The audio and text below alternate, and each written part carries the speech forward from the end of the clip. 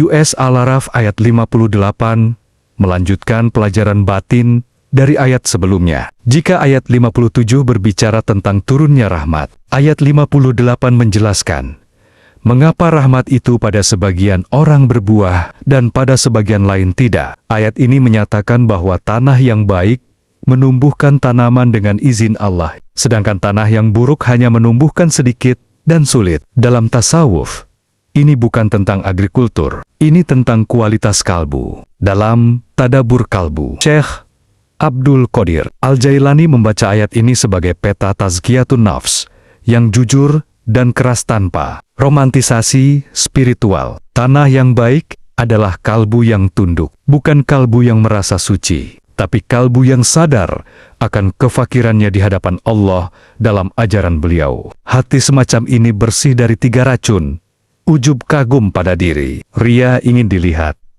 dan takabur merasa lebih ketika ilmu, nasihat, musibah, atau nikmat turun semuanya menjadi sarana mendekat kepada Allah. Apapun yang jatuh ke dalam hati ini berubah menjadi dizikir. Tanah yang buruk bukan berarti hati yang tidak mendapat hidayah. Hujan tetap turun. Masalahnya bukan pada rahmat, tapi pada lapisan nafs yang mengeras. Kalbu yang dikuasai syahwat, ambisi, dan cinta dunia menjadi seperti tanah asin. Air ada, tapi kehidupan sulit tumbuh. Ilmu hanya menambah debat, ibadah hanya menambah rasa.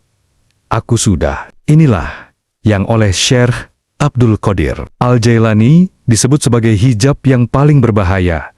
Merasa dekat padahal jauh. Kata dengan izin Allah adalah inti marifat. Tanah yang baik pun tidak menumbuhkan apapun tanpa izinnya. Ini memutus kesombongan spiritual sampai ke akarnya. Dalam tasawuf, semakin seseorang mengenal Allah, semakin ia sadar bahwa semua kebaikan bukan hasil latihan, wirid, atau makom, tapi murni karunia. Amal hanyalah adab mengetuk pintu, bukan kunci pembuka. Penutup ayat tentang kami menjelaskan tanda-tanda bagi orang-orang yang bersyukur, menunjukkan bahwa syukur adalah ciri kalbu yang subur. Syukur bukan ucapan, tapi penerimaan penuh atas didikan Allah baik manis maupun pahit. Kalbu yang bersyukur selalu belajar, tidak membantah takdir. Dalam kerangka tazkiyatun nafs, ayat ini menegaskan satu hukum batin yang tegas. Rahmat Allah tidak pernah salah alamat, tetapi tidak semua hati siap menjadi ladang. Maka,